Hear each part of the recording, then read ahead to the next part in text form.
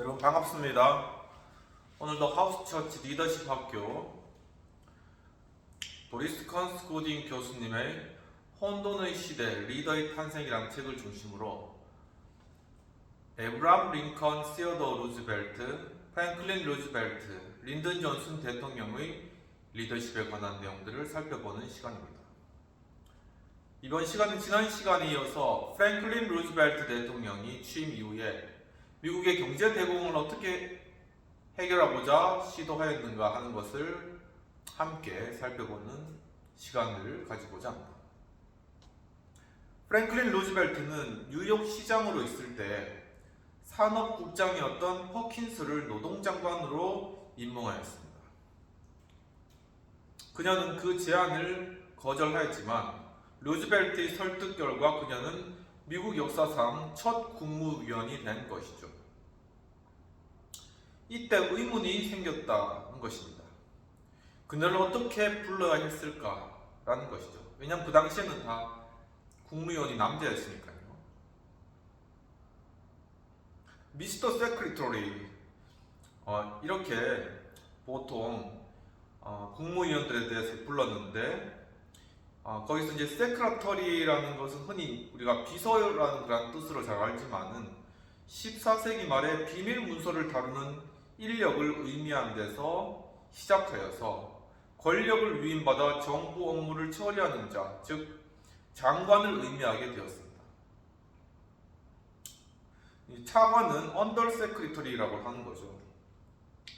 근데 이 미스터 세크리터리에 대응하는 여성 직함이 과연 있었을까라는 그런 질문을 해보게 되는데, 로버트의 토의 절차 규칙, 로버트 룰스 오브 올드에서는 이제 마담 세크리터리를 제안했다고 합니다. 그러니까 미스터 세크리터리가 남자면은 마담 세크리터리는 이제 여자 이제 국무위원 장관을 의미하는 걸로 그렇게 이야기했다.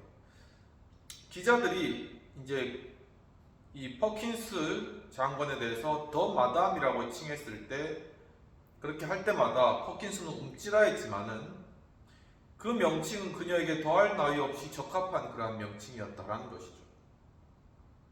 그녀는 내각에서 남성 우월적인 분위기를 한 번도 경험하지 못했다고 그렇게 나중에 회고를 하였는데, 해군성 장관이 어떤 이야기를 하려다가 여성이 듣기에 적합한지 생각하며 흠칫한 그런 때가 있었습니다. 그때 루즈벨트가 계속하십시오. 퍼킨슨 장관도 듣고 싶어 죽을 겁니다라고 그렇게 독촉한 경우도 있다고 기록에 나타나 있다고 합니다.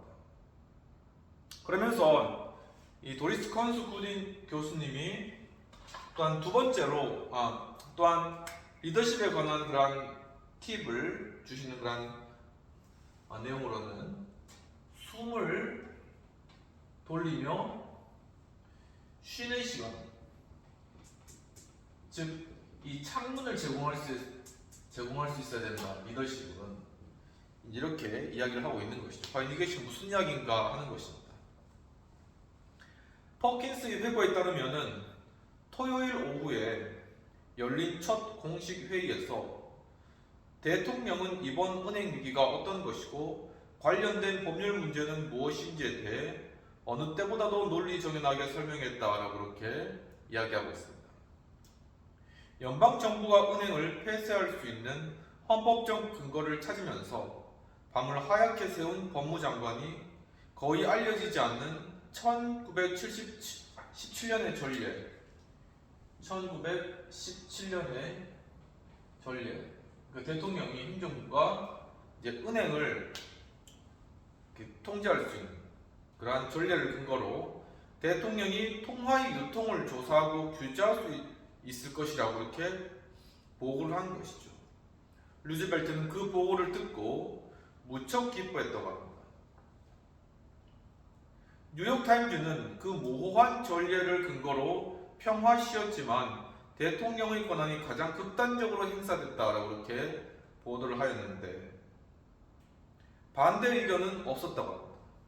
모든 국무위원들이 다 찬성했고 결국 일주일로 연장됐지만 은행에 나흘간의 휴업을 명령하는 대통령령이 곧이어 작성되었다라는 것이죠. 그래서 처음에는 은행을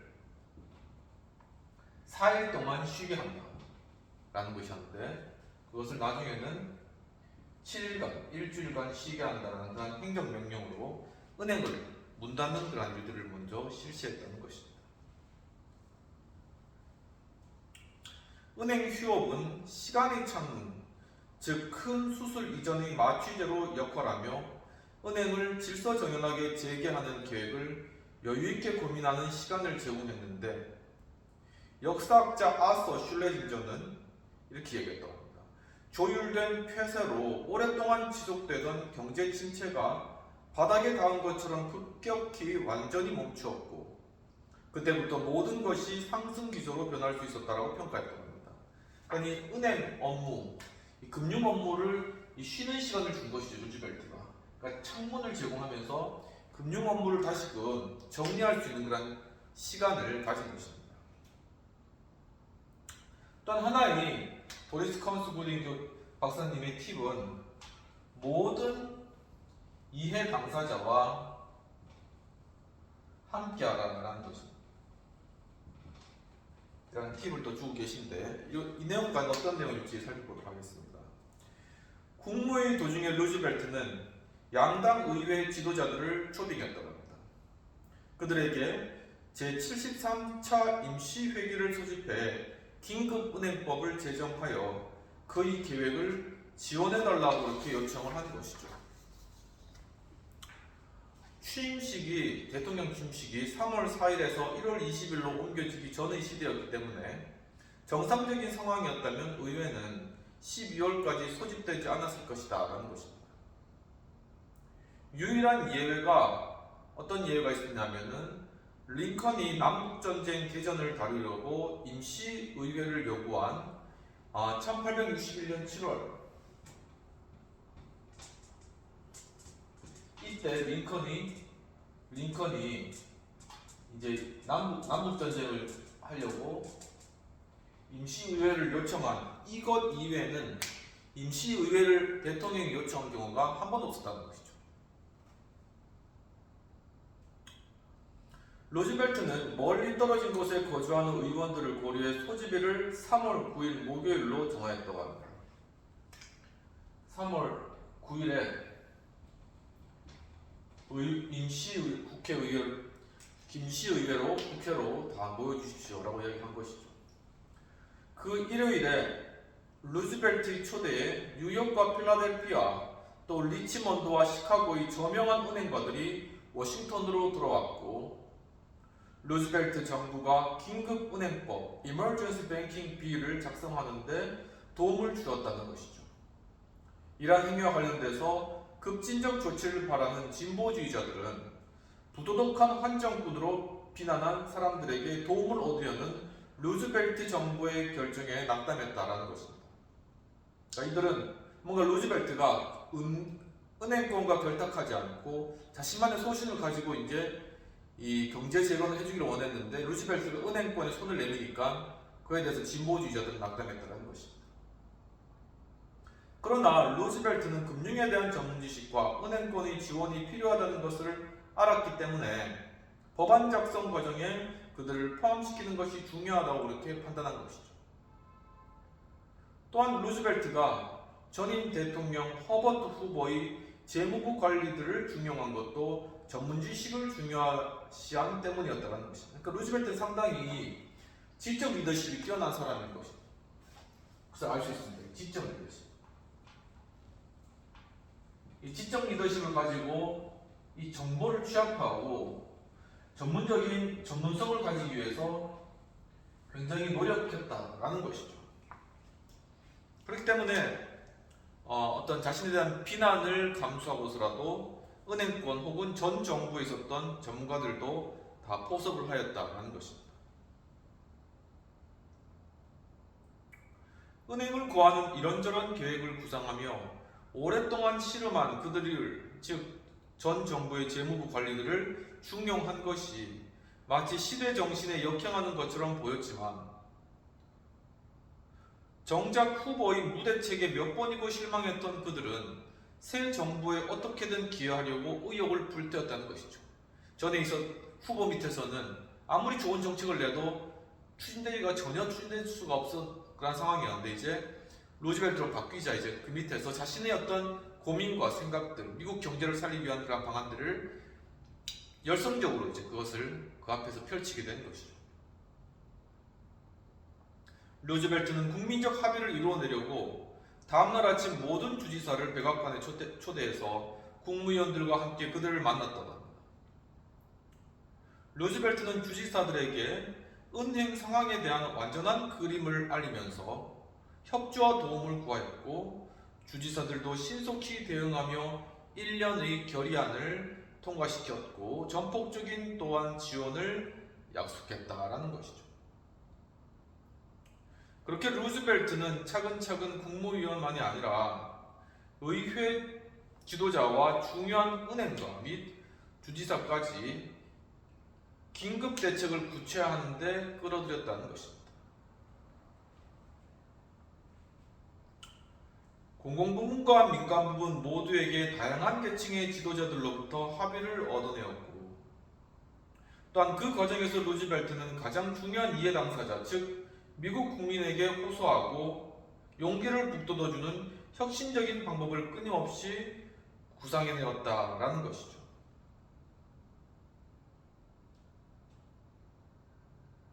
여기서 정책의 구체화 그리고 어떤 모든 계층의 합의 이런 것들을 통해서 국민들에게 용기를 북돋아주는 것 이것이 루즈벨트 정신의 어떤 정책의 핵심이었다는 것입니다. 또 한 가지는 마감 시간을 정하고 그 시간을 맞추기 위해 전력을 다하라는 것입니다. 도리스 카운스푸디 교수님의 또 하나의 팁은 마감 시간을 정하고 그 시간을 맞추기 위해서 전력을 다하라. 이 이야기는 과연 무슨 이야기인가 라는 것이죠. 루즈벨트 대통령은 취임하면서 행동을 약속했는데 3월 6일 월요일 아침에 전국의 은행 휴업이 선포된 것이죠. 3월 6일 월요일에 휴업 이렇게 된 것입니다. 그리고 3월 13일 월요일에 은행 영업을 재개할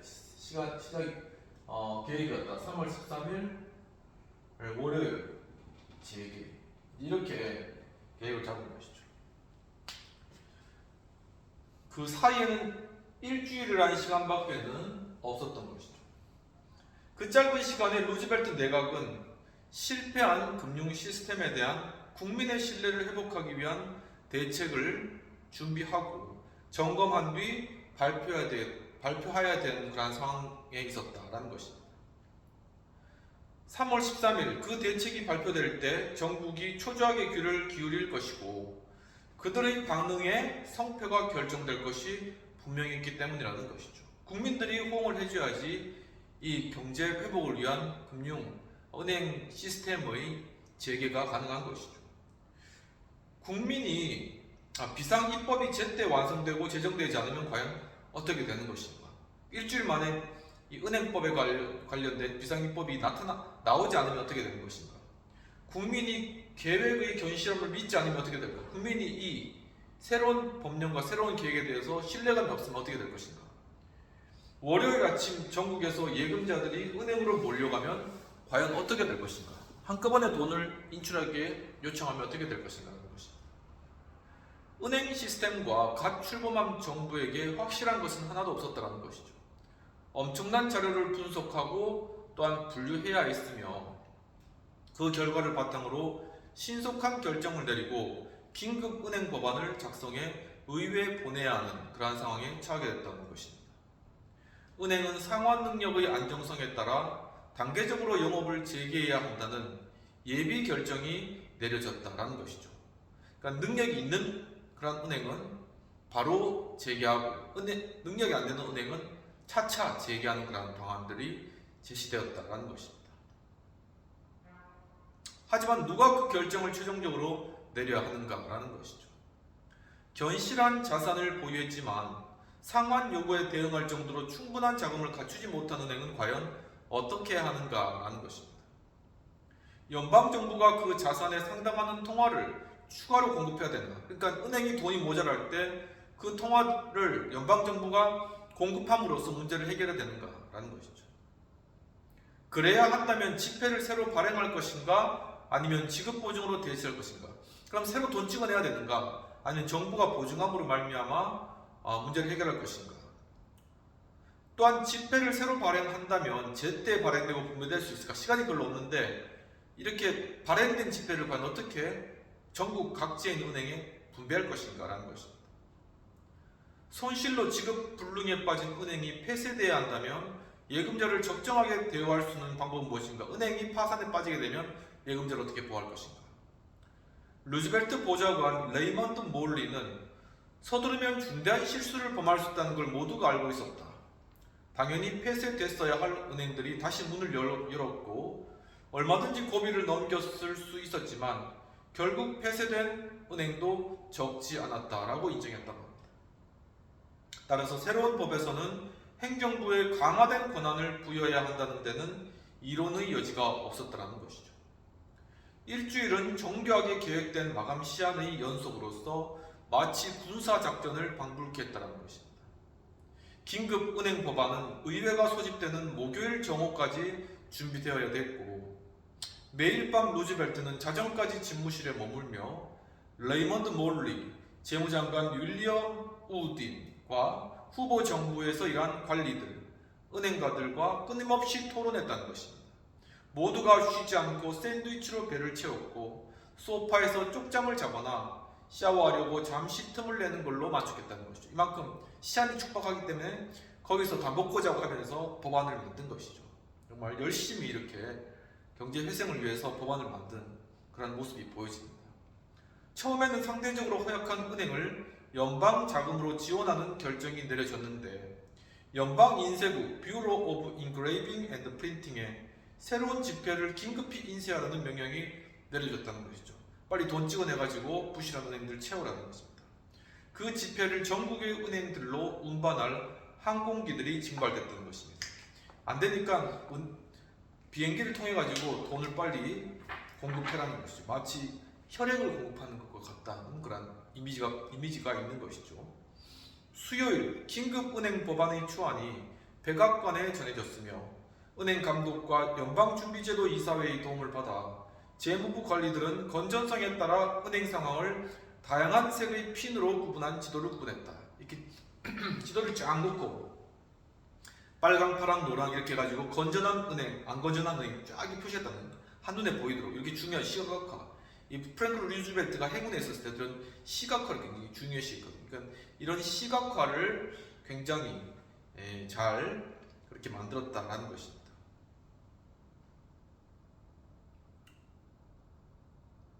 루즈벨트는 문제를 시각적으로 명확히 드러내고 주변 사람을 가르치는 방법으로 지도를 유달리 좋아하는 까닭에 그 지도를 보고 무척 좋아했다라는 것입니다. 비평 및 토의된 내용들을 한번 살펴보도록 하겠습니다. 필자는 프랭클린 루즈벨트 대통령이 대통령으로서 취임한 직후 경제 회복과 또한 공황 극복을 위해서 은행 업무를 중지시키고 일주일 후 다시 여는 과정에서 쪽잠을 자면서 은행가들과 전 정부 관료들과 함께 계속 토론해 나가는 과정을 잘 그려내고 있는 것으로 보여집니다. 그렇다면 이처럼 집단적 리더십에 따른 의사결정 과정에 있어서의 집단적 토론의 중요성인 이 부분이 토의의 주제인데 바로 이 대통령 한 사람이 모든 것을 할 수 없는 것이죠. 그러니까 대통령을 중심으로 이렇게 집단적 어떤 집단 토론, 예를 들면 브레인스토밍인 것이죠. 이런 집단 토론이 이루어지는 그런 집단적 리더십의 체계를 이루는 것이 중요하다는 것이죠. 그래서 이 집단적 리더십을 통해서 이제 함께 브레인스토밍을 하면서 문제를 다각적으로 바라보고 해결책을 찾아나가는 이러한 방식이 필요하다는 것입니다. 그렇기 위해서는 이제 기본적으로 토의의 어떤 형식이나 토의에 참여하는 태도나 어떤 거기서의 방향이나 아니면 토론에 대한 자세라든가 아니면 방법 이런 것들을 잘 미리 익히고 있어야지 그게 가능한 것이죠. 여기 참여했던 사람들은 이미 그런 어떤 토론을 통한 어떤 의사결정의 과정을 잘 알고 있었던 사람들인 것입니다. 이처럼 집단적 리더십은 굉장히 더욱더 큰 규모의 공동체를 집단을 리드해 나가기 위해서 꼭 필요한 것인데, 이 집단적 리더십을 이루기 위해서는 그 토의 과정 또한 의사결정 과정에 있어서의 토의에 참여하는 태도라던가 아니면 의사 전개의 방법이라던가 아니면 주장의 방법이라던가 아니면 어떤 해야 될 말과 하지 말아야 될 어떤 카테고리, 범위라던가 이런 것들을 미리 다 그 구성원들이 잘 알고 있어야 된다, 인지해야 된다라는 것이고, 그것을 또한 이끌 만한 또한 그 집단적 토론, 집단적 리더십에 또한 리더도 필요하다는 것이죠. 이러한 것이 하나의 리더십 훈련으로서 미리부터 잘 갖추어져야 되는 그러한 부분이다라는 것이고, 우리 어떤 정치 현실이나 우리 어떤 그러한 교육 환경 가운데서도 이러한 함께 토의하고 토론하면서 의사결정을 이루어 나가는 이러한 과정들을 민주주의적인 과정이 이런 과정들을 굉장히 많이 훈련하고 연습할 필요가 있다라는 그런 생각을 한번 해보게 됩니다. 여러분들도 한번 집단적 리더십에 있어서 어떤 의사결정 과정에서 이런 집단적 토론의 능력을 기르기 위한 방법이 무엇일까 하는 것들을 한번 생각해 보면 좋을 것 같습니다. 이까지 하고 두 번째로 이제 프랭클린 루즈벨트 은행의 점진적인 개선 조치 방안을 만들어 나가는 과정들을 살펴보도록 하겠습니다.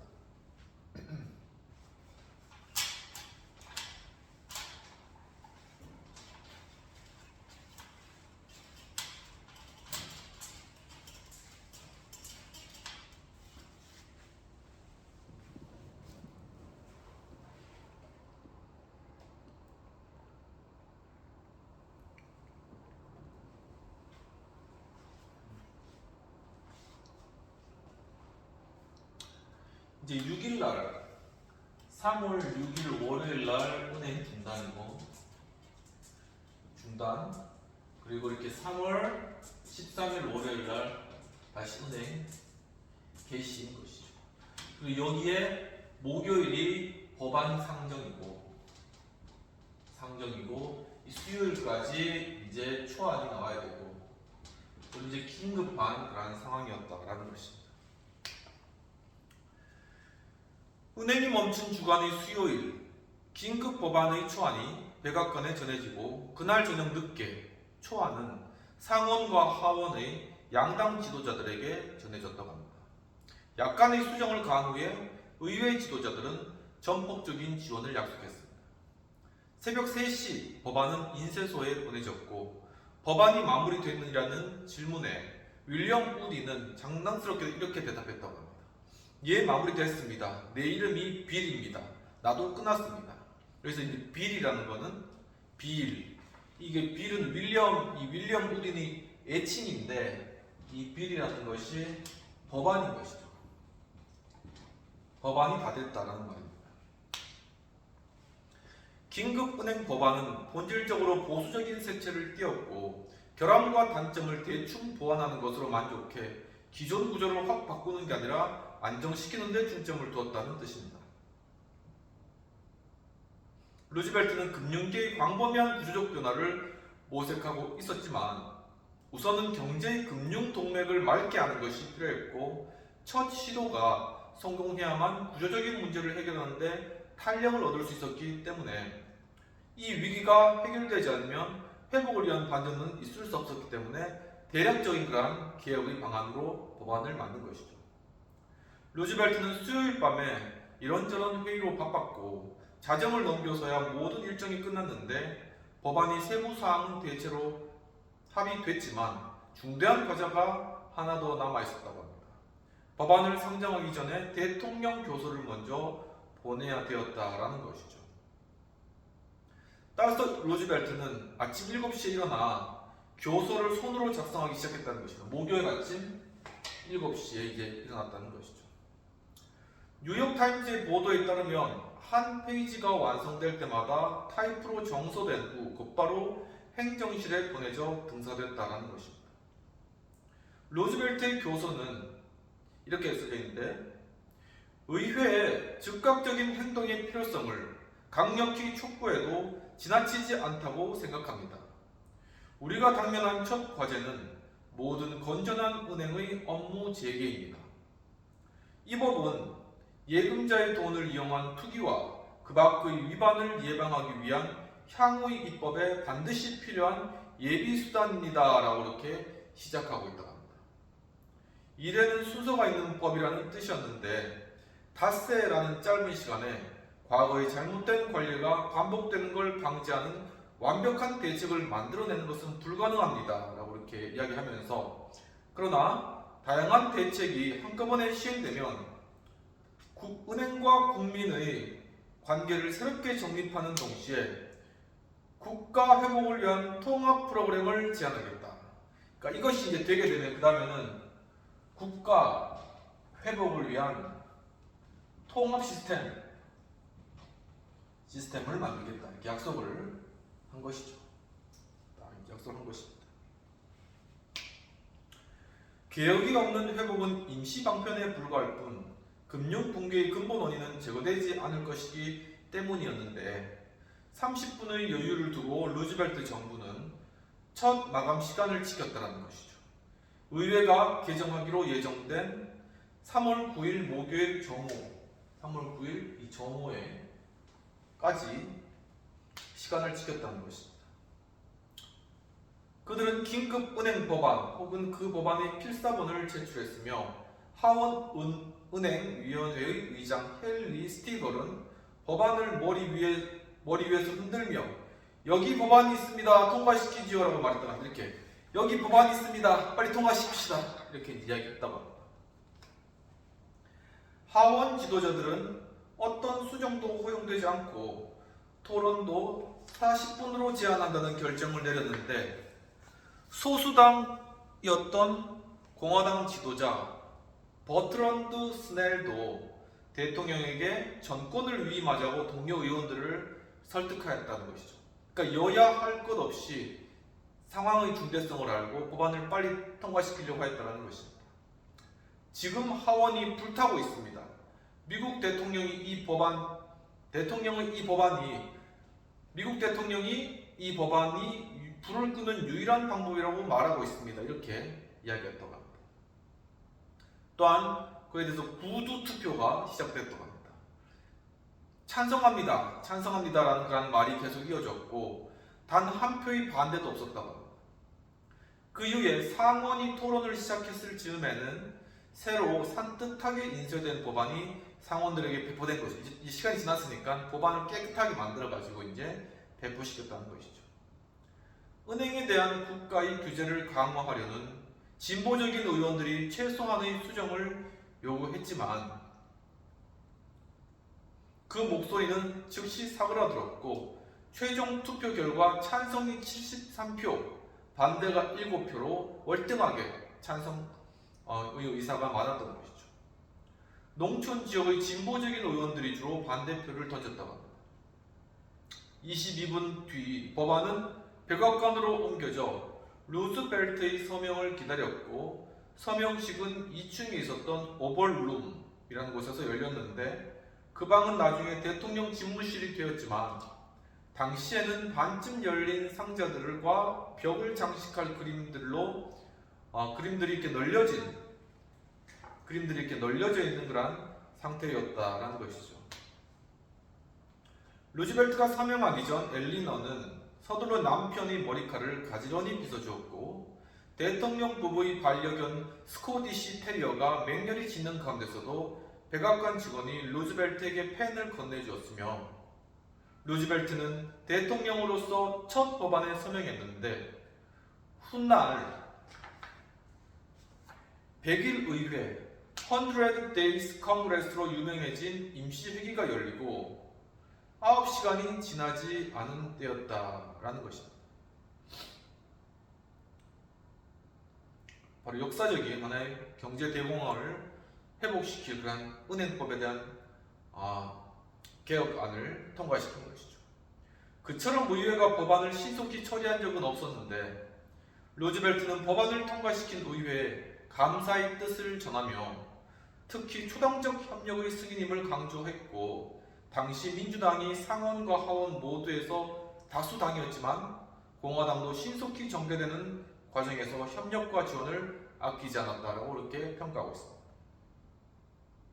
하지만 루즈벨트는 아직 아무것도 이루어지지 않았다는 걸 알았는데 은행이 다시 영업을 시작하는 월요일 아침이 진정한 시험되었다는 것이죠. 바로 이 3월 13일 월요일 아침이 정말 어떻게 국민들이 이것을 받아들일 것인가 하는 시험되었던 것입니다. 그날 미국 국민에 의해 금융체제의 운명이 결정되기 때문이었으며 국민이 은행을 신뢰하며 예금을 과연 인출하지 않을까라는 그런 의문이 있는 것이죠. 그렇지 않다면 즉 예금을 인출해 개인적으로 보관하려 한다면 상황은 급속도로 대혼란에 빠져들 것이 분명했다는 것이죠. 은행에 대한 신뢰감 회복이 이만큼 굉장히 중요하다는 것입니다. 루즈벨트가 사흘 후에는 국민 앞에 나가 계획을 설명하고 방향을 확고히 전달해야 한다는 뜻이었으며 다양한 구성원으로 팀을 구성해 법안을 준비한 기획자가 마침내 마쿠에서 나와 법을 시행할 계획을 세우고 국민을 설득하는 데 주도적인 역할을 떠맡을 때가 되었다는 뜻이다. 이제 루즈벨트의 리더십을 국민 앞에서 보여줄 때가 되었다라는 것이죠. 이까지 하고 비평 및 토의되는 내용들을 살펴보도록 하겠습니다.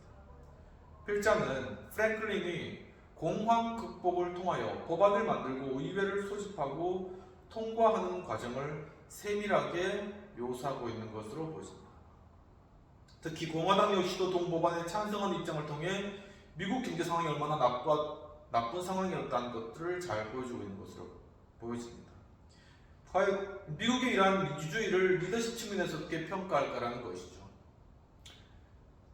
바로 이렇게 루즈벨트 대통령의 리더십으로 미국의 경제 위기를 회복하고 공황을 극복하기 위한 은행 개혁 법안을 여당뿐만 아니라 야당이 찬성하는 가운데 빠른 시간 내에 통과시켰다는 것은 굉장히 루즈벨트의 리더십이 굉장히 뛰어난 것을 알 수 있다는 것입니다.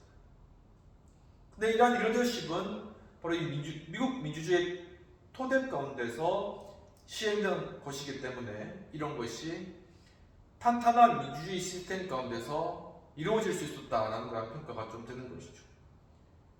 이러한 민주주의의 토대는 바로 국민들의 그리고 또한 입법하는 입법자들의 하나의 의사결정 과정에 대한 명쾌하고도 어떤 확고한 그리고 좀 더 유연하고도 또한 노련한 어떤 그러한 리더십의 어떤 체제를 어떤 능력을 갖추고 있었기 때문이 아니었는가라는 그런 생각이 드는 것입니다.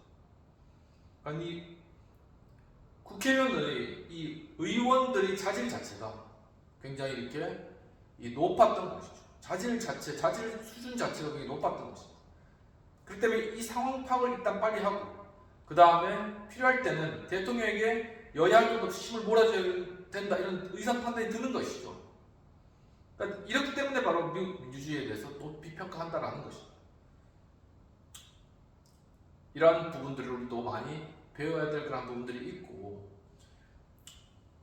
정말 어떤 국가 위기 상황이나 또한 어떤 커다란 어떤 의사결정이 필요할 그런 경우에 그것을 물론 여야가 당연히 대치하는 그런 상황이겠죠.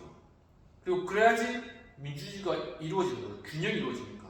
바로 이런 견지와 균형 속에서도 합치를 이루어가는 이런 것들을 우리가 상당히 앞으로 많이 배워가야 된다라는 그런 생각들을 많이 하게 되는 것입니다. 여기까지 하고 그러면 이제 또한 프랭클린 루즈벨트 이후에 공항에 대한 대공황에 대한 어떤 이제 그 입법을 실행해 나가는 그런 과정을 한번 살펴보도록 하겠습니다.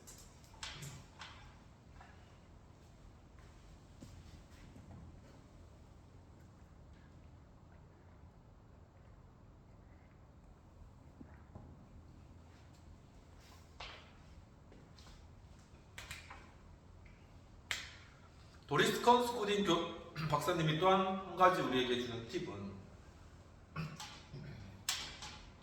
기본 원칙을 명확히 하라는 것입니다. 명확히 언론에 제시를 하라. 그리고 그것을 철저히 지켜라는 것이죠. 언론과의 어떤 식으로 대화가 이루어지고 어디까지 이야기해야 되는지 그리고 어떤 것은 이야기하면 안 되는지 어떤 것은 기자들까지도 오프 더 레코드를 해야 되는지를 명확하게 이야기하라는 것입니다. 중대한 시기에 국민을 설득하는 첫 단계로 루즈벨트는 2번의 기자회견을 가지게 되었다는 것입니다. 기자회견은 과거 정부 때와 달리 사전 각본 없이 자유롭게 진행되었으며 루즈벨트는 집무실을 가득 채운 125명의 백악관 출입 기자에게 내가 하려는 일이 불가능할 거라는 평가가 있다는 걸 잘 알고 있습니다. 하지만 나는 어떻게든 시도해 볼 겁니다. 라고 이렇게 이야기했다고 합니다. 실험적 기자회견은 많은 관심을 끌었는데 루즈벨트의 비서가 남긴 기록에 따르면 기자회견이 시작되기 전 루즈벨트는 무척 초조한 모습을 보였다는 것이죠. 손이 떨렸고 식은땀에 온몸이 흥건히 젖었다는 것입니다. 하지만 기자회견의 시작을 알리는 신호음이 울리고 기자들이 집무실로 줄지어 들어오자 조금 전까지 보였던 초조한 기색은 깜짝같이 사라졌으며 뉴욕타임즈의 표현을 빌리면 놀랍게도 그는 생기에 넘치고 건강하게 보였다라는 것입니다. 이만큼 기자들에 대해서 루즈벨트가 굉장히 탁월하게 되었다는 것을 알 수 있는 것이죠. 전임 대통령들은 기자회견을 불규칙하게 가진 데다가 미리 제출된 질문을 중심으로 이루어졌음에도 회견은 거북한 만남이 되는 경우가 사실 많았다는 것입니다. 루즈벨트는 서면 질문 방식을 폐기하고 대통령과 기자가 실제로 의견을 주고받는 모습을 국민에게 보여주기를 바랐으며 따라서 루즈벨트의 기자회견장은 즉흥적이고 기발한 의견이 오갔다는 것이죠. 신중하게 정해진 기본 원칙을 벗어나지 않는 그러한 무대였다는 것입니다. 그러니까 기발한 의견과 즉흥적인 의견이 오고 갔지만 이 회의의 기본 원칙은 철저히 지켜졌다는 것이죠. 즉, 직접 인용은 공보비서 스티브 얼리의 확인을 거쳐야 했고 또한 배경 정보는 백악관이 제공한 것이 아니라 기자가 취재한 결과로 암묵적으로 인정됐다는 것입니다. 특히 오프 더 레코드가 요구된 정보는 공개하지 않아야 했고 심지어 편집자나 동료에게도 발설하지 않는 게 원칙이었다는 것입니다. 이것은 기자들만 아시고 외부엔 절대 얘기해서는 안 됩니다. 이렇게 분명한 원칙을 준 것이죠. 그런 규칙은 위반되지 않아야 하지만 간혹 몇몇 사람이 망각하는 경우가 적지 않았다는 것입니다. 루즈벨트는 규칙적으로 격주로 기자회견을 열었고 대통령과 기자가 입씨름하는 시간이 아니라 서로 상대에게 배우는 시간으로 삼기를 바랐으며 학교신문 하버드 크림슨의 편집장을 지낸 까닭에 프랭클린은 기자들을 존중했다는 것이죠. 당연한 말이지만 기자들은 실제로 어떤 일이 일어나고 있는지 확인하고 싶어 했고 루즈벨트는 자신의 의도를 나름의 방식으로 전달하려고 했다라는 것입니다. 기자들과 원만하게 좋은 관계 가운데 기자들을 존중해주고 기자들도 프랭클린을 존중해주며 서로가 배워가는 그런 입장에서 기자회견을 했다는 거였죠. 따라서 그의 기자회견 방식에서는 그의 됨됨이가 읽혀졌는데 기자회견은 열띤 토론장이 아니었고 또한 공격을 주고받는 대립의 장도 아니었다는 것입니다. 화기애애하고 기분 좋게 또 예의 바르게 의견이 교환되는 바로 그러한 것이 기자회견장이 되었다라는 것이죠. 참 기자회견장이 화기애애하고 좋은 분위기였다는 걸 알 수 있다는 것입니다. 프랭클린 루즈벨트는 사촌 시어도 루즈벨트가 언론을 어떻게 상대했고 어떻게 즐겁게 해주는지를 잘 알고 있었기 때문에 그러한 방법을 사용했는데 시어도는 같은 경우에는 매일 오후 1시에 면도하던 이발 시간에 기자들을 초대했다고 합니다. 굉장히 특이하죠. 이제 누워가지고 이렇게 이발하고 면도할 그때 기자들을 이렇게 불러 모았다는 것이죠. 그래서 그때 이런저런 질문을 받았으면 더 정확히 말하면 기자들의 말을 잘 그때 경청했다라는 것입니다. 이때 시어도는 주제에 대한 어떤 제한도 두지 않았다는 것이죠. 어떤 것을 이야기해도 된다 라는 것이죠. 이발사는 자신의 역할을 하며 진땀을 흘려야 했는데 사반세기 후에는 프랭클린 루즈벨트가 새로운 형식의 기자회견을 통해 이런 식의 만남을 공식화하자고 제안했다라는 것이죠. 그 결과 언론과 대통령의 관계를 새롭게 생각하는 계기가 됐다는 것입니다. 과거에는 서로 물고 뜯는 그런 관계였다면 이제는 서로 협력하는 관계, 서로 경청하는 관계로 새롭게 어떤 관계 설정이 된 것이죠. 기본 원칙이 존중되지 않으면 루즈벨트는 아나니아스 클럽을 되살리겠다고 농담 반 진담 반으로 협박했다는 것입니다. 아나니아스 클럽. 시어더 루즈벨트가 했었던 그런 어떤 하나의 이 잘못된 언론을 잡아내는 그런 방법이었는데, 이는 거짓말이나 조작된 가짜 뉴스를 보도한 기자를 회견장에서 추방하려고 시어더가 설립한 것이죠. 그 이름은 베드로 사도에게 거짓말한 뒤 죽은 예수의 제자 성경에서는 아나니아로 소개되는데 제자를 추념하려고 선택한 것이었다는 것이죠. 성경에 보면 사도행전에 아나니아와 삽비라가 나오는데 이들이 땅을 팔아가지고 돈을 얼마 감춰놓고 베드로 앞에 가가지고 이 돈이 땅 판값 전부라고 이야기했다가 거기서 그냥 죽게 된 것이죠. 그러니까 누가 죽여서 그런 게 아니라 하나님이 버려가지고 그 자리에서 죽은 것이죠. 사람들이 그걸 보고 다 놀랐는데 거짓말한 것 때문에 그렇게 되었다는 것이죠. 이처럼 기자가 거짓말하게 되면은 회견장에서 즉각 쫓아내겠다, 이런 아나니아스 클럽을 시어도가 만들었는데, 프랭클린 루즈벨트도 만약에 너희들이 거짓말하면은 이것을 다시 내가 부활시킬 수 있어, 이렇게 이제 이야기를 한 것이죠. 그냥 농담 반 진담 반으로 이야기한 것 같습니다. 프랭클린 루즈벨트가 처음 2번의 기자회견 후에 가진 약 1000번의 기자회견에서 기본 원칙이 위반되는 경우는 거의 없었다는 것이죠. 한 기자는 우리는 적대자였지만 서로 좋아했고 함께 웃었으며 상대가 무엇을 하려고 하는지 완벽하게 이해했다라고 그렇게 회고했다고 합니다. 규칙을 제시한 뒤 루즈벨트는 물론 뉴스에 어떤 규칙이 있다고는 생각하지 않습니다 라고 말하며 모두를 웃게 했다는 것이죠. 기자회견 내내 상냥한 말투를 유지하며 탁자를 사이에 두고 옛 친구에게 말하는 것처럼 느긋하고 편안하게 질문에 대답했다고 합니다. 또한 대답할 정도로 충분히 알지 못하는 경우에는 숨김없이 그렇다고 말했다고 하는 것이죠. 정직하게 이야기했다는 것입니다. 또한 요즘 은행에 대해 많이 배우고 있습니다 라는 말을 잊지 않고 덧붙였다라는 것입니다. 볼티모어 선은 그런 솔직 담백한 기자회견을 백악관에서 지금까지 보았던 가장 놀라운 장면이라고 보도하였습니다. 루즈벨트는 소란스럽던 첫 실험을 무척 즐겼으며 기자회견이 끝났을 때 기자단은 감동한 청중으로 돌변해 대통령에게 박수를 보낸 것이죠. 또한 엘리너 루즈벨트도 그날 같은 시간에 독자적으로 첫 기자회견을 가져 새 정부의 혁신적인 면을 더해주었다는 것입니다. 이 엘리너는 여성 기자만이 참석할 수 있다는 규칙을 만들었는데, 즉 보수적인 신문도 여성 기자를 고용해야 한다는 그런 뜻이었던 것이죠. 그러니까 엘리너 루즈벨트가 그런 여성만 참여할 수 있는 그런 기자회견장에는 여성만 들어와. 이 말은 뭐냐면은 엘리너 루즈벨트와 기자회견하기로 원하는 신문사는 여성을 채용해, 이 말이거든요.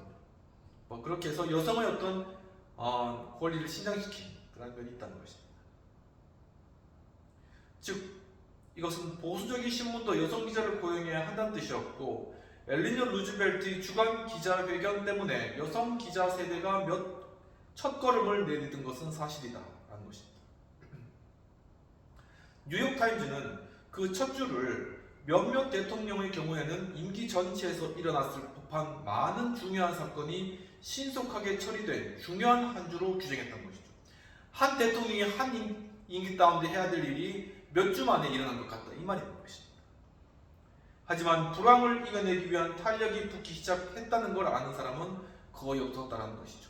즉 이러한 과정을 통해서 이제 불황 극복의 시작이, 그 탄력이 붙기 시작했다는 것입니다. 또한 도리스 컨스 구딘 교수님이 주신 하나의 리더십 팁은 이야기하듯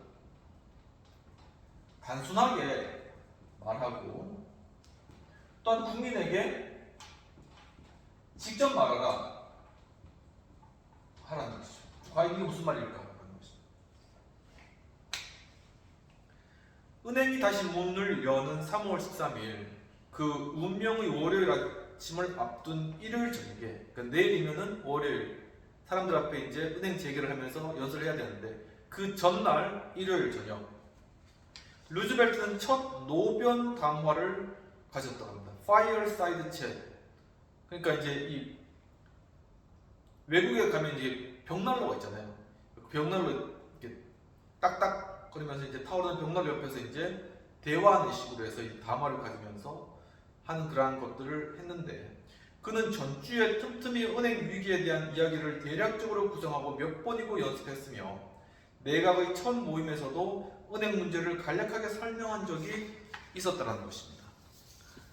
프랜시스 퍼킨스의 평가에 따르면 명료하고 평이한 단어를 사용한 설명이었는데 그 설명은 의원들과 기자들을 위해 다듬어지고 수정되며 간략히 정리되었다는 것입니다.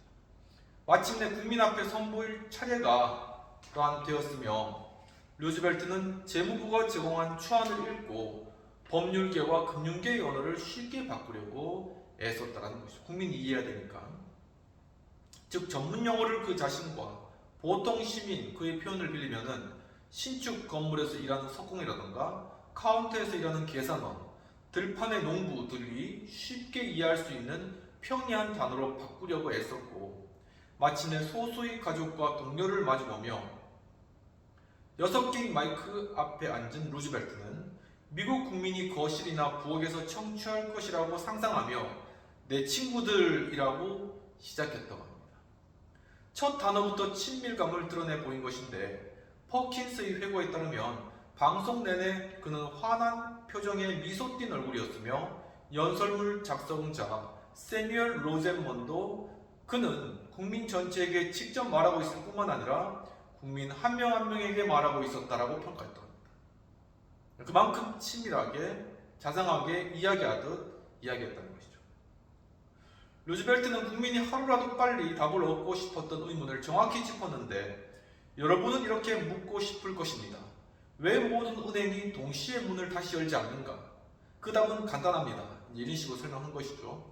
어떤 은행은 즉각 문을 열 수 있지만 어떤 은행은 어떤 직원이 필요한지 결정하는 과정에 시간이 걸렸으며 루즈벨트는 국민에게 향후에 문을 여는 은행도 내일 문을 여는 은행과 안정성에서 완전히 똑같은 지위에 있다고 파격했다고 하는 것입니다.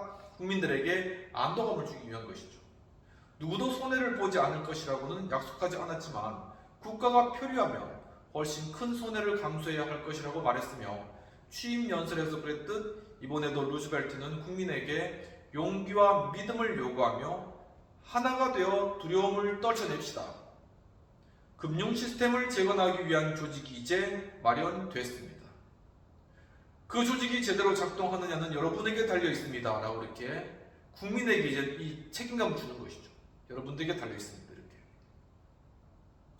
프랭클린 루즈벨트라는 사람과 시대적 상황이 맞아떨어진 면도 있는데 요컨대 루즈벨트는 라디오가 제공한 혁신적인 기회를 놓치지 않았다는 것이죠. 마치 이제 이후로 이제 이때는 TV가 없었으니까 라디오가 이제 막 에디슨에 의해서 막 발명되고 했는데 그것을 잘 이용해서 이제 라디오 방송으로 바로 즉각적으로 메시지를 전한 것이죠. 라디오는 시간과 거리와 공간의 장벽을 거의 없애버린 20세기의 경이로운 발명품이었다는 것입니다. 대략 6천만 명이 대통령의 라디오 담화를 청취했다는 것이죠. 그의 부드럽고 여유로우며 노래하는 듯한 목소리는 라디오 시대에 걸맞게 대화하는 말투에 자연스레 맞춰졌다는 것입니다. 그 노변 담화는 일방적인 응변이 아니라 생각을 주고받는 그러한 대화였으며 게다가 그의 목소리에는 상대에게 그의 말을 믿고 신뢰하게 만드는 따뜻함과 또한 자신감이 있었다라고 이렇게 평가하고 있는 것입니다. 이까지 듣고 비표 및 토의를 살펴보도록 하겠습니다. 필자는 루즈벨트가 기자들을 대함에 있어서나 또한 새로 발명된 라디오를 통하여 효과적으로 어떤 영향력을 끼쳤음을 잘 설명하고 있습니다. 이러한 부분과 관련해서 우리가 변현적 리더십에서 우리가 리더십 강의에서 배웠듯이 제임스 맥그리거 번스 교수님이 오피니언 리더십에 관한 그런 내용들을 이야기했는데 이처럼 정말 이 언론 가운데 또한 여러 다양한 매체를 통하여서 그렇게 리더십을 발휘하는 이런 오피니언 리더십 이런 것들이 특히나 현대 어떤 정치에 있어서 또한 현대 리더십에 있어서도 중요하다라는 것이죠. 1대 다수, 각종 SNS와 각종 유튜브나 온갖 매체가 이제 완전히 발전했잖아요. 그러니까 메시지는 모든 사람에게 혈액과 같이, 혈관과 같이 순식간에 퍼질 수 있다는 것입니다. 그렇기 때문에 바로 이러한 상황 가운데 어떻게 하면 효과적으로 이 언론들을 잘 대하고 그들과 좋은 관계를 맺으며 또한 여러 다양한 수단들을 이용해서 TV나 유튜브나 SNS나 다양한 수단들을 이용해서 그것을 자신의 의견을 피력할 것인가, 그러면서 유권자들이나 국민들에게 어떠한 영향을 줄 것인가, 이러한 부분들이 중요한 주제가 되었다는 것이죠.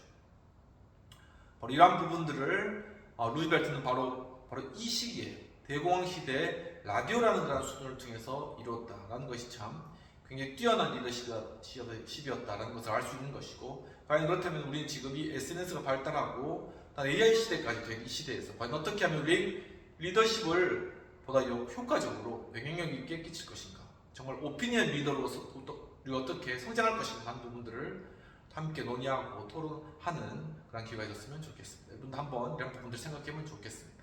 네, 좀 장시간이었는데 또한 오늘 리더십하고 함께 해주신 여러분 감사드립니다. 이제 5월 가정의 달이 되었습니다. 또 여러 가족, 친지분들과 또 즐겁고 달라는 그런 시간 보내시고, 우리 늘 감사하게 생각했던 분들에게 또한 감사를 표현하며 또한 정말 이 가정의 달 정말 또 한 번씩 서로를 또 가족과 친구들을 한 번씩 돌아보는 그런 기회가 되었으면 좋겠습니다. 한 주간도 평안하시고 다음 주에 또 뵙도록 하겠습니다. 감사합니다.